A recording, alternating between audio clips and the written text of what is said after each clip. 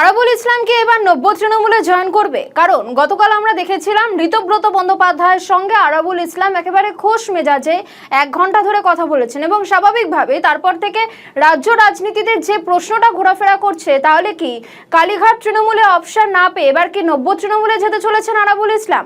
আর এই নিয়ে তো চর্চা চলছে। আর এবার এই আরাবুলের প্রত্যাবর্তনীয় কড়া মন্তব্য করেছেন দিলীপ ঘোষ। তিনি বলেছেন আরাবুল তৃণমূল থেকে আইএসএফ এ গেল, ওখান থেকে আবার তৃণমূলে আসছে, এসব লোক রাজনীতির বাইরে থাকাই উচিত। ঠিক কি বলেছেন শোনাই। দেখুন, আরাবুল ইসলাম নিজে একটা সমস্যা, টিএমসির মধ্যেই সমস্যা। টিএমসি থেকে আইএসএফ এ গেল, ওখানে ঝগড়া লেগে গেল, ওখানে আবার টিএমসিতে আসছে। তো এই ধরনের লোকেরা রাজনীতির বাইরে থাকলেই ভালো, কিন্তু কোনো না কোনো ভাবে তারা জায়গা পেয়ে যায়। তখন পার্থবাবুর ডান হাত ছিল, এখন একটা হাত খুঁজছে যেটা ধরে রাজনীতি করবে। ভাঙড়ের যে অশান্তি, হিংসা, এত লুটপাট এরাই শুরু করেছে, এবং ভাঙড়ের লোকেরা শান্তিতে থাকতে দেয় না। আমার মনে হয় এই লোকগুলোকে রীতিমতো রাজনীতি থেকে আলাদা করতে হবে। আগামী শিবিরে ফিরলেন কাসেম সিদ্দিকী, গোপন ব্যালটে ভোট করানোর দাবি।